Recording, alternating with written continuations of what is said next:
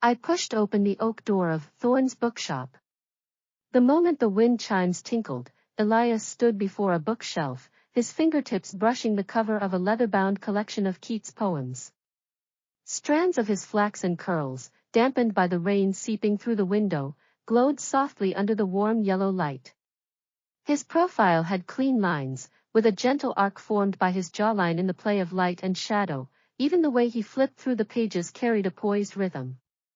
Subconsciously, I slowed my steps and softened my breathing. This was the 178th time I'd arrived promptly at 3:10 p.m. At this hour, he was usually organizing the poetry section, undisturbed by too many customers, allowing me to watch him openly for a little while longer. Your usual spot? It was as if he had eyes in the back of his head. Before I could speak, he turned around, a perfectly measured smile playing on his lips. His voice, like the baritone of a cello, was mellow enough to soothe the restlessness brought by the rainy day. I clenched the strap of my canvas bag, my fingertips turning slightly pale from nervousness. Inside the bag were the cranberry cookies I'd baked yesterday, originally intended for him, but now I suddenly lost the courage to offer them. I nodded too hastily and nearly knocked over a stack of books beside me. These were a batch of 19th-century Victorian antique books he'd purchased at a Sotheby's auction last week. The gilded patterns on their spines glinted faintly under the light, their edges wrapped in scratch-proof tissue paper. He reacted quickly, reaching out to steady the stack. His sleeve slipped down, revealing faint blue veins on his forearm. His skin, rarely exposed to strong sunlight, was a cool pale white. Flustered, I averted my gaze, pretending to stare at the carved wooden floor, only to hear his soft chuckle, laced with amusement. Why do you always look so flustered when you see me? Like a startled little squirrel. I'm not. The patterns on the floor are just nice. My voice was barely a whisper, and even I thought the excuse was clumsy. When he'd steadied the books, his warm palm had brushed my wrist inadvertently, sending a faint tingle like an electric current through my limbs. I yanked my hand back as if burned. In my panic, I lifted a hand to smooth the loose strands of hair on my forehead, only to knock off the pearl hairpin securing it. The hairpin clattered onto the wooden floor and rolled to his feet. He bent down to pick it up, then naturally tucked it back into my hair. His fingertips grazed my earlobe accidentally, and the warmth made my ears flush instantly. That 1927 translation of Salome you mentioned needing for your thesis, I asked a friend from Oxford to borrow it from the library for me.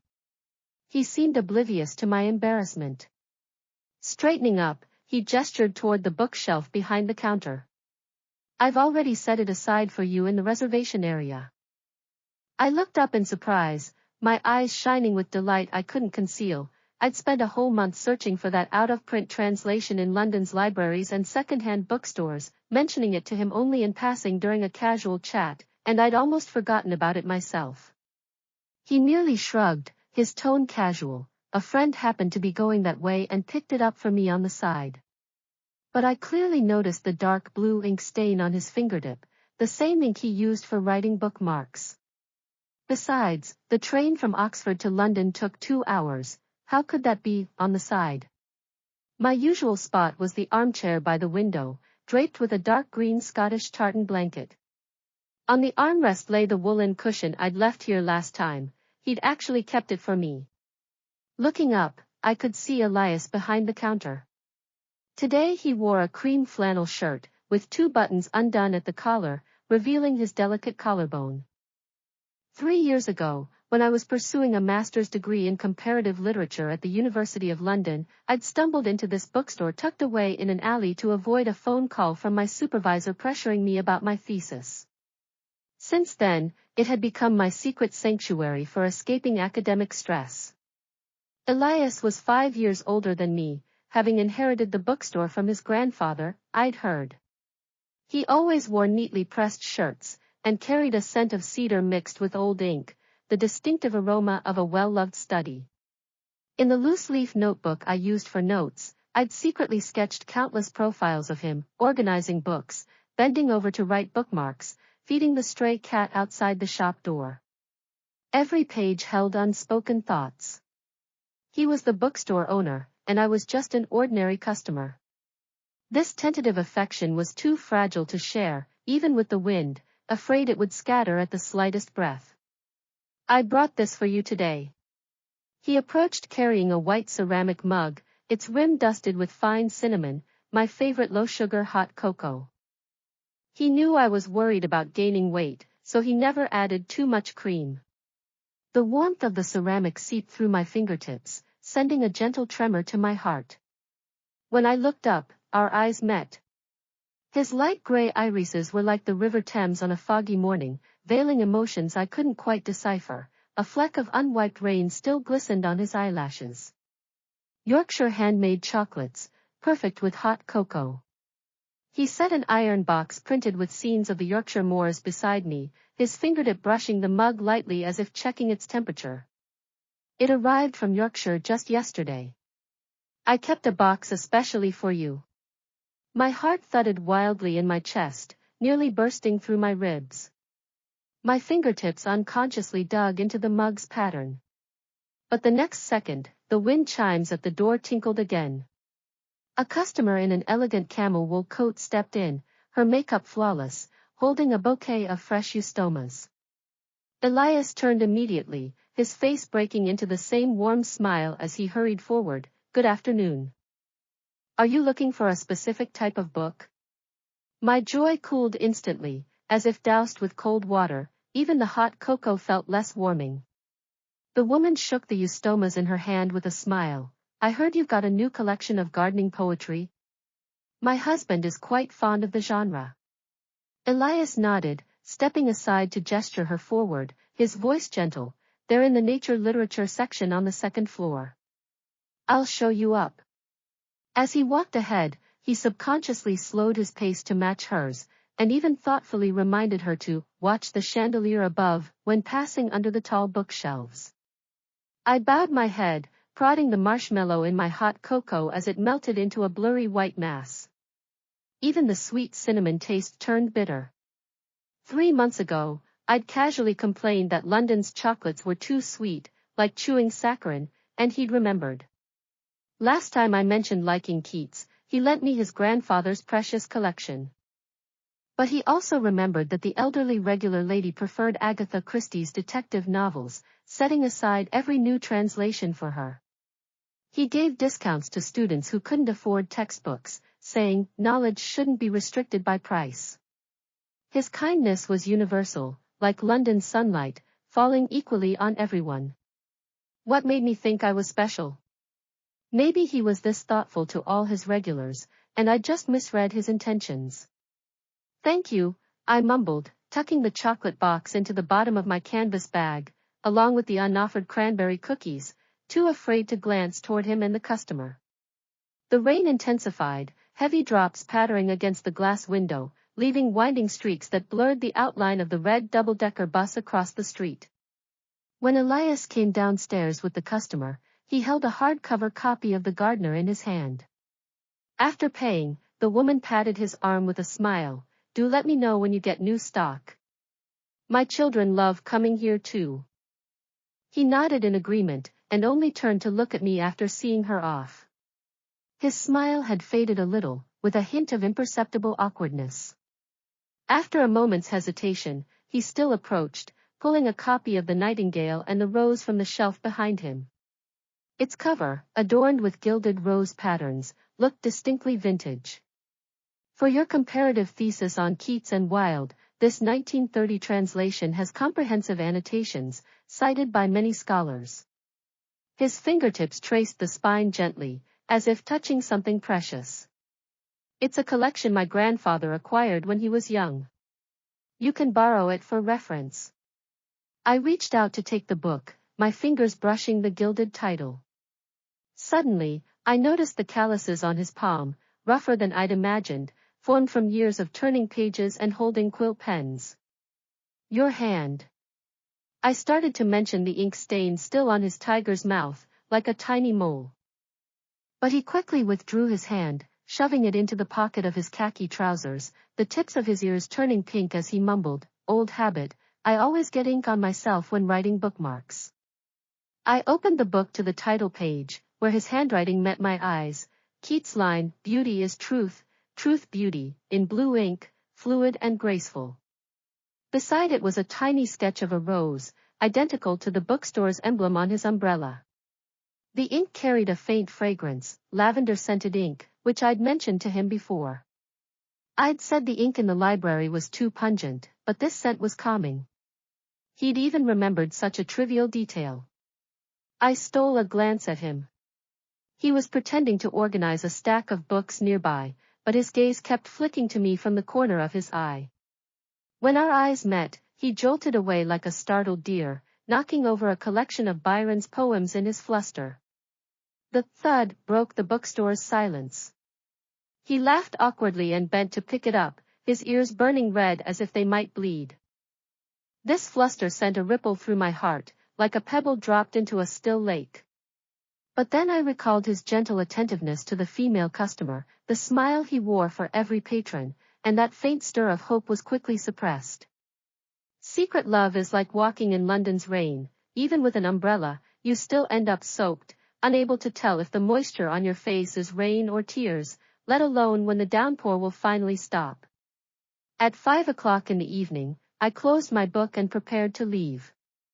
The rain had just stopped, and a tinge of orange-pink glow seeped through the clouds at the horizon, dyeing them like spilled paint. Elias emerged from behind the counter, holding the familiar black long-handled umbrella. I recognized the Roseanne book emblem he'd designed himself printed on its surface. "The weather forecast says it'll rain again tomorrow. Take this." He handed me the umbrella, his gaze lingering on the rain-dampened strands of my hair.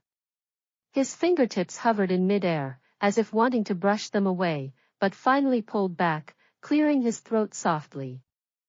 "Brown's Cafe around the corner is good, their bacon is perfectly crispy, and the mushrooms are well roasted." He spoke in a rush, as if reciting a memorized line, then nervously licked his lower lip. If you're free tomorrow morning, would you like to go together?" I looked at his pink ears and the white-knuckled way he gripped his fingers. My heart began to race uncontrollably. But the word, yes, caught in my throat. I was afraid this was just a polite invitation, afraid my hopes would end up as a joke. In the end, I just took the umbrella, mumbled a "thank you," and fled almost immediately, too cowardly to even glance back at him. The umbrella handle still retained his warmth, the scent of cedar mingling with the fresh smell of rain. As I walked home, the corners of my mouth couldn't help but lift slightly, even my steps growing lighter. Back at my apartment, I placed the nightingale and the rose by my bedside. All night, I could smell the faint cedar fragrance between its pages, just like the scent of him standing beside me. I pulled out my pink loose-leaf notebook from the bookshelf, sketching the black long-handled umbrella on a new page. Under the umbrella, I drew two tiny figures, with "See you tomorrow" written beside them. The warm light of the desk lamp spilled over the words, and fragments of him flashed through my mind. Last week, during a heavy downpour, he'd climbed onto the bookstore's awning in the rain to rescue a trapped tabby cat. His windbreaker was soaked through, but he'd smiled as he held the cat and fed it canned food. He always played Mozart's Serenade on his vintage record player, saying his grandfather had taught him to love it, and his eyes would soften uniquely whenever the music played. Every time he saw me enter the bookstore, a spark would light up in his eyes, like stars falling into his irises. But these fragments couldn't form a definite answer. His kindness was too vague, like the morning mist over the city, visible but untouchable. I feared one wrong step would make me lose even this bookstore, my safe haven. Worse, I dreaded hearing him say, "I only think of you as a younger sister." That night, I tossed and turned, trying on every outfit in my wardrobe before finally settling on a cream sweater and khaki skirt, something unassuming yet neat, making me look energetic. The next day, I arrived at Brown's Cafe half an hour early. As I pushed open the door, I spotted Elias immediately. He sat by the window, wearing a light blue shirt with his sleeves rolled up to his forearms, revealing the old Langin's watch on his wrist. On the table were 2 warm scones, served with strawberry jam instead of the clotted cream favored by most Britons. He remembered me saying cream was too rich and fattening. I told the owner specifically you don't like clotted cream, he said, his eyes lighting up when he saw me. He quickly pushed a cup of warm milk toward me, a small note with a doodled smiley face stuck to its side. I got here at 7. Was worried there wouldn't be a table left. Sunlight filtered through the window onto his eyelashes, casting faint shadows. His hair was a little messy, as if he'd rushed out without styling it. I sat across from him and took a bite of the scone. The soft, sweet flavor spread from my tongue to my heart, making my eyes crinkle with delight. You look nice today, he blurted out, then quickly ducked his head, pretending to stir his coffee.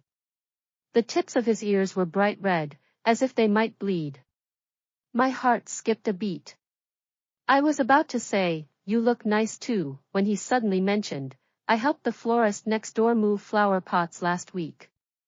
She gave me a bunch of sunflowers, there by the bookstore entrance. You can have a look later. My heart sank instantly. So his thoughtfulness and kindness weren't exclusive to me, he was this way to everyone around him. My grandfather ran a much larger old bookstore in Edinburgh. There was a small kitchen inside, and the air always smelled of ink and toast, he said, his eyes shining as he spoke of his childhood. His fingers brushed the ear of his coffee mug unconsciously. When I was little, I'd crawl around on the bookstore floor, turning piles of books into castles. Grandfather never scolded me, he'd even bake me buttered toast. I rested my chin in my hand, listening. Seeing the longing in his eyes made him feel vividly alive. I opened this shop in London to carry on his legacy. I hope people can find a sense of belonging here, and books that will stay with them, he said, suddenly turning to look at me with a gaze so earnest it made my heart race. Like the first time you rushed in here with an armful of thesis materials, rain still in your hair, your eyes bright as you said, could I get a glass of hot water? My thesis is driving me crazy. At that moment, this quiet bookstore suddenly came to life. My cheeks burned. I was about to speak when he abruptly changed the subject, pointing at a double-decker bus outside the window. Look, that's the number 15. It goes straight to the University of London, perfect for your classes. That hesitation, pulling back just as he was about to reach out, felt like a bucket of cold water over my head. I was confused again. Did he really have feelings for me, or was I just someone he enjoyed chatting with? After that, our interactions grew more frequent, but we always maintained a delicate distance. He'd set aside the books I wanted by the window in advance, each one tucked with a bookmark inscribed with a poem, sometimes Keats, sometimes Shelley. His handwriting grew more hasty, as if he'd been nervous while writing.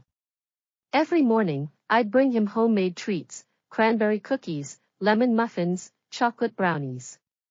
When chocolate sauce got on his lips, I'd hand him a tissue and tease him, you're like a little kid.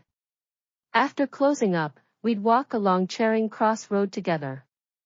The street lamp stretched our shadows long. When our arms brushed accidentally, both of us would jerk away as if shocked, then pretend to study the shop signs along the road, an awkward, ambiguous atmosphere hanging between us. Once, we passed a record store playing the Beatles' Hey Jude. He stopped suddenly and asked, do you like the Beatles? My grandfather has a lot of their vinyl records. I nodded. His eyes lit up, and he invited me to his place for a listen that weekend. But when the weekend came, all I got was a message, grandfather suddenly came down from Edinburgh. Let's reschedule, followed by an apologetic emoji. Staring at the message, I felt an empty ache in my chest. I couldn't tell if he'd really been busy, or if he'd made an excuse to back out.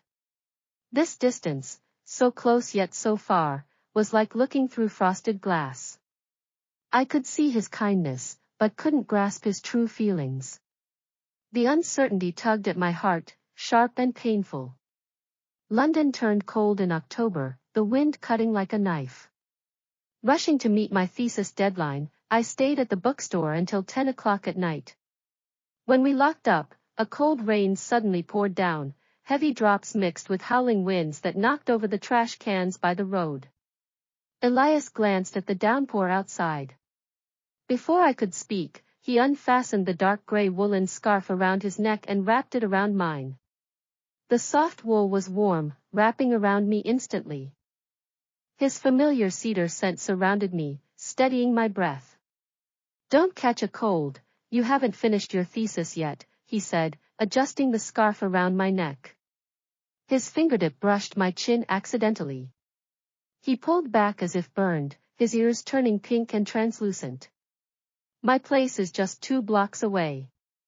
I can run back," he said, grabbing an umbrella from the counter before I could object and dashing into the rain. His cream windbreaker soaked through quickly, clinging to his body and outlining his tall, straight figure. Standing at the bookstore entrance, I clutched the scarf, still warm with his body heat, and watched his silhouette disappear into the rain. Tears suddenly streamed down my face, unbidden. His kindness was so genuine it made me almost believe he loved me. But his hesitation was equally obvious, holding me back from taking a step forward. I was so tired of this. How much longer would I have to keep this tentative secret love to myself? The next morning, I got up early to wash and dry the scarf, then spritzed it with a light lavender perfume, his favorite scent. He'd once said lavender diffused in the bookstore put customers at ease. I carried the scarf to the shop, only to find it closed, a wooden sign reading, "Temporarily closed," hanging on the door. The florist next door spotted me and poked her head out. "Elias caught a cold from the rain yesterday. He's running a 39-degree fever and resting at home." My heart lurched. Without thinking, I asked her for Elias' address, then rushed to the nearby pharmacy to buy fever reducers, cough syrup, and honey lemon tea. I stopped at the supermarket for fresh vegetables and rice, planning to make him light congee. His apartment was in an old building in South London, with a small yard full of roses. Even in autumn, a few blooms clung on tenaciously, just like him. I rang the doorbell. After a long pause, the door creaked open. Elias stood there in a gray pajama set, his hair messy, his face as pale as paper. His eye sockets were sunken and dark, evidence of a sleepless night. When he saw me, his eyes brightened for a moment, then dimmed. His voice was hoarse. "What are you doing here?" "I'm fine, just a minor cold." I ignored his formality, reaching out to feel his forehead. The burning heat made me frown. "You call this fine? You fool, why didn't you dress warmly?" I pushed past him into the apartment. It was just as I'd imagined, bookshelves lined every wall, from floor to ceiling, filled with books. The air smelled of cedar and ink. In the corner of the living room stood a vintage record player, stacked with vinyl records beside it. A portrait of an old man hung on the wall, surely his grandfather. "Go lie down in your room. I'll make you congee," I said, setting my things on the hallway cabinet. I turned toward the kitchen, but he suddenly grabbed my wrist. His grip was light but firm, as if afraid I'd run away. His palm was burning with fever. "Ella," he whispered, his voice rough and ragged. His light gray eyes were bloodshot, filled with conflict and unease. Do you like me?" My heart stopped. My mind went blank, as if frozen. I stared at him, unable to breathe. When I didn't answer, the light in his eyes faded bit by bit. He released my hand, a bitter laugh escaping him. "I'm sorry, that was inappropriate." "Forget I asked." "No." I finally found my voice, tears pouring down my cheeks. "I like you, Elias. I've liked you since the first day I rushed into your bookstore and saw you holding that collection of Keats. But I was too scared to say it. I saw how kind you are to everyone, helping female customers carry books, assisting the florist next door. I was afraid I was just another friend to you, that my feelings were all in vain." Before I could finish, he stepped forward and pulled me into his arms. His embrace was warm and solid, mixing the faint scent of medicine with his familiar cedar. All my defenses crumbled instantly. "You fool," he whispered, his voice breaking. Hot tears soaked through my sweater, falling onto my shoulder. "I only remember your preference for low-sugar chocolate. I only lend my grandfather's most precious poetry collections to you. I only wait for you to walk home together every rainy day. I searched all over London for that out-of-print book just because you mentioned it in passing. That female customer? She's my cousin. She came to London to check if I was taking the bookstore seriously." "The florist?" "Her son was my elementary school classmate, always sticking up for me when I was bullied." He cupped my face, his thumbs brushing away my tears. His light gray eyes were filled with deep affection. "I was too scared to tell you I liked you. I worried you'd think I was being forward, that you only saw me as a friend. Most of all, I was terrified you'd reject me, and never step foot in my bookstore again." He leaned down, pressing a soft kiss to my cheek, tasting of faint medicine and honey lemon tea. Then he gently pressed his lips to mine, a light, tender kiss, like a feather brushing my heart, or London rain softening every inch of my skin. I stayed at his apartment all afternoon, making him light vegetable congee, changing the cooling pad on his forehead, and reading excerpts from The Nightingale and the Rose to him. He leaned back on the sofa, eyes closed as he listened, a smile lingering on his lips. Occasionally, he'd reach out to stroke my hair, his touch gentle as if handling something fragile.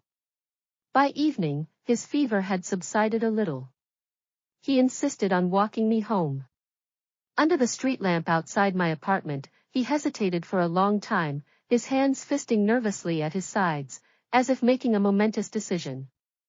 "Ella," he took a deep breath, his gaze steady on mine. "Will you be my girlfriend?" I nodded through my tears, this time tears of joy. As if granted a reprieve, he lifted me into his arms and spun me around, his laughter echoing down the quiet street. When he set me down, he kissed me deeply, more passionate than the afternoon kiss, holding all the love and longing he'd suppressed for so long. After we got together, Thorne's bookshop was filled with sweet little moments. When I was bent over my thesis, my back aching, he'd sneak up behind me to rub my shoulders. When he was organizing bookshelves, I'd hug him from behind, pressing my cheek to his back to feel his warmth.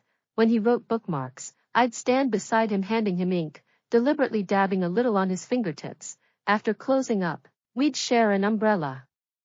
He always tilted it toward me, not caring if his own shoulder got soaked, saying, "Guys are tough, we don't catch cold easily." Our first official date was at the National Gallery in London. Knowing I loved Impressionism, he'd researched the Monet exhibition schedule in advance. He wore a dark gray suit, his hair neatly styled, holding a bouquet of white eustomas as he waited for me at the entrance, like a nervous young man on his first date, his palms sweaty. After the exhibition, we went to a traditional English afternoon tea shop. He cut my scone for me, spreading on my favorite strawberry jam, and wiped a smudge of cream from the corner of my mouth. "I was always afraid to be this nice to you before, worried you'd think I was overdoing it," he said, scratching his head with a smile, his ears still pink.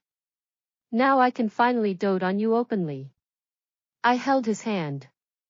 His palm was warm, with the calluses from years of turning pages, a reassuring touch. London had a heavy snowfall on Christmas Day, turning the entire city into a white fairy tale. Elias had decorated the bookstore beautifully, a green Christmas wreath hung on the door, and a 2-meter Christmas tree stood inside, draped with fairy lights, golden bells, and photos of us, along with bookmarks inscribed with poems. He led me to the tree, pulling a velvet box from his pocket. Dropping to one knee, he looked up at me, his eyes nervous yet hopeful. "Ella," his voice trembled slightly. "This isn't a proposal. It's the token my grandfather gave my grandmother, she wore it all her life." He opened the box to reveal a delicate silver ring, engraved with a tiny rose and the words, "Beauty is truth," in small script. I hope our story will be like theirs, simple but lasting, he said, taking my hand and slipping the ring onto my ring finger.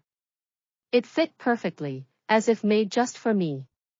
I want to spend every Christmas, every rainy day, every ordinary day with you in the future.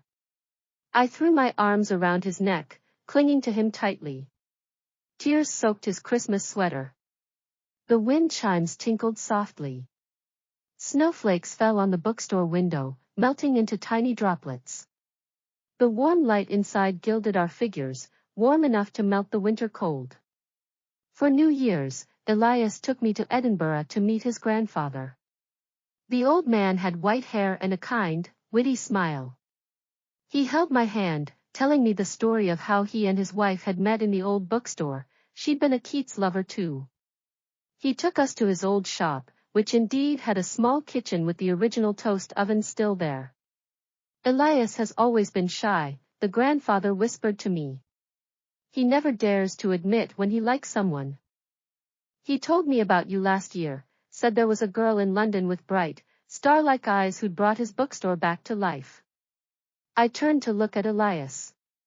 He was organizing his grandfather's old books, his ears turning pink when he heard the conversation, pretending not to listen. Later, I asked him why he'd cancelled our record listening plans.